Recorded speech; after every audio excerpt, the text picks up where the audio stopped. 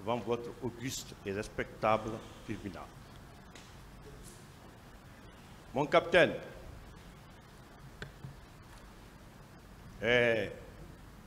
dans votre narration, vous avez parlé des éléments de la garde parallèle. Je veux savoir, est-ce que la création de cette garde présidentielle parallèle a porté ombrage à la garde proprement dite? Je n'ai pas bien compris la question. Je dis, vous avez parlé des éléments de la garde parallèle. Je veux savoir, est-ce qu'avec cette garde parallèle, la présence de cette garde parallèle a porté ombrage à la garde proprement dite dont vous faites partie? Vous pouvez me définir votre dernier mot? Je dis, je veux poser la question autrement. Vous avez dit que qu'il y a la garde parallèle créée par Dadis, dont capitaine Joseph Makambo Loire. Vous avez parlé de Bégré, vous avez parlé de Gono Sangaré, vous avez parlé de Théodore Gourma. Je veux savoir, comme vous faites la garde rapprochée, est-ce que la présence de cette garde a porté ombrage sur votre relation entre vous et Dadis? Oui, c'était sa stratégie Machiavel, diviser pour régner, et c'est ce qui a joué sur son pouvoir. D'accord. Monsieur Marcel, je veux savoir, comme vous étiez en service au bataillon spécial des blindés, quand est-ce que vous avez été détaché à la présidence? Détaché à la présidence, oui. Nous avons été les acteurs pour le pouvoir. D'accord. Je veux savoir, vous avez fini de répondre? C'est fini. D'accord.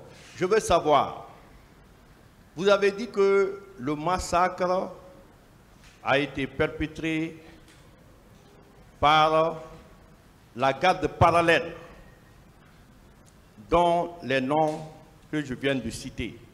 Je veux savoir quels sont les groupes armés qui ont accompagné ces gardes parallèles, à savoir capitaine Joseph Makambo Loire, Bégré, capitaine Théodore Kourman et capitaine Gono Sangaré. Est-ce que vous pouvez citer les éléments d'intervention qui ont accompagné ces gardes parallèles au stade? Je vous ai expliqué ça largement, mais comme vous voulez que je revienne encore sur les dits, je vous ai parlé de deux camps. Le camp du 66 qui avait fini déjà la formation et ils ont été affectés. Et ils ont procédé aussi à un recrutement des jeunes recrues à Kalea. Donc ces jeunes étaient en formation, c'était des bleus. Ils n'ont pas de niveau. Quand tu les envoies dans une mission, ils risquent de déborder.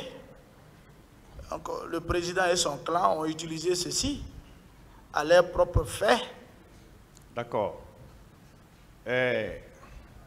Vous êtes de la garde rapprochée, la garde immédiate qui garde directement le président Dadis. Quelles étaient les unités dans la capitale qui relèvent de la garde éloignée du président, qui était chargé de sa protection? C'est pourquoi on parle de régiment. Il y a le GIR. Bon, le GIR est de l'autre côté, vers 36. Il y a le camp Makambo, où il y avait Bégré qui faisait partie de la garde parallèle. Il y a le camp Tombo, ici. Ça, c'est les bases qui ont été créées avant même l'avènement du CNDD. C'est la base des commandos. D'accord. Vous avez parlé du régiment. Il y avait aussi, ici à Bellevue, une petite unité, une compagnie, à la case Bellevue. D'accord. Je disais que vous avez parlé du régiment. que c'est l'ensemble des bataillons qui forment le régiment, n'est-ce pas? Affirmatif. Voilà, donc l'ensemble des sections forment la compagnie et l'ensemble des compagnies forment le bataillon. Vous êtes d'accord avec moi? Bon, je ne rentre pas dans ça. Je suis militaire, je ne rentre pas dans les détails là. Non, je veux que vous répondiez oui ou non. Non, je n'ai pas de réponse pour ça. D'accord. Monsieur Marcel, quelle est votre dotation militaire quand vous étiez garde rapproché du président Dadis? Quelles sont les armes que vous recevez à titre de dotation militaire, à part des tenues qu'on vous donne? Dotation. L'armée même guinéenne n'est pas dotée d'une arme, chacun a son arme, sauf les rangers qui ont été dotés. D'accord.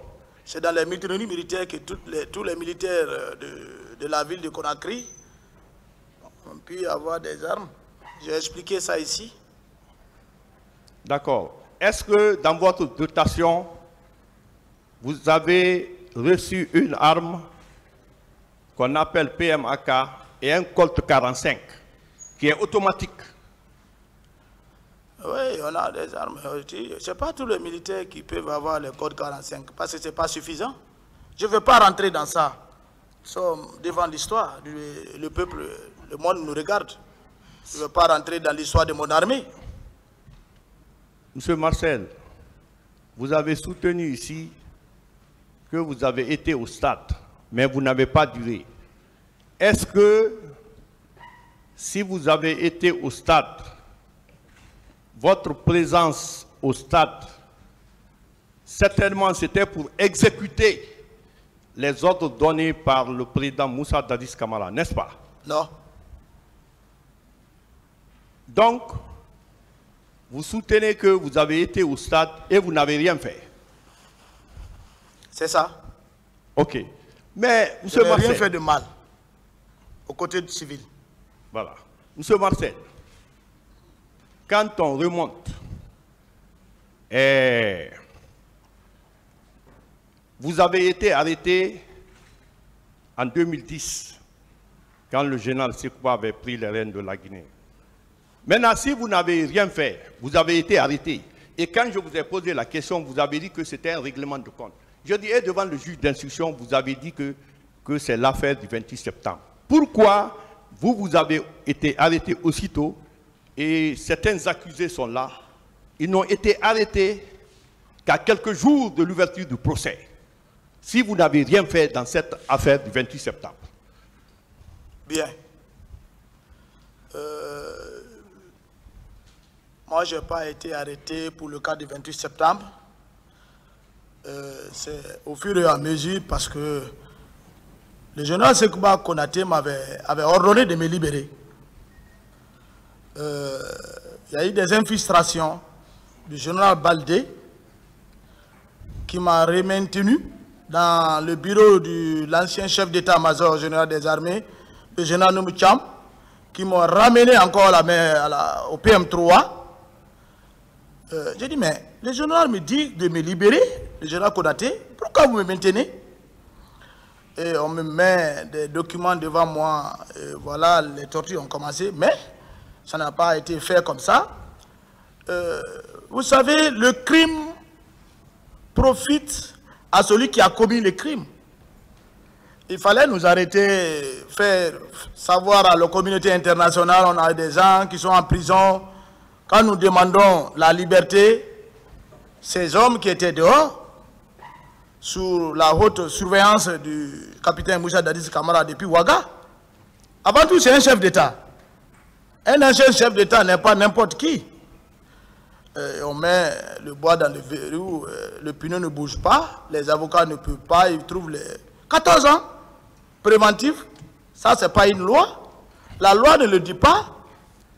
Même 10 ans en prison, au moins une liberté provisoire, lorsque au moins qu'on puisse te mettre à la disposition de ton avocat. Et si le procès est là, vous venez.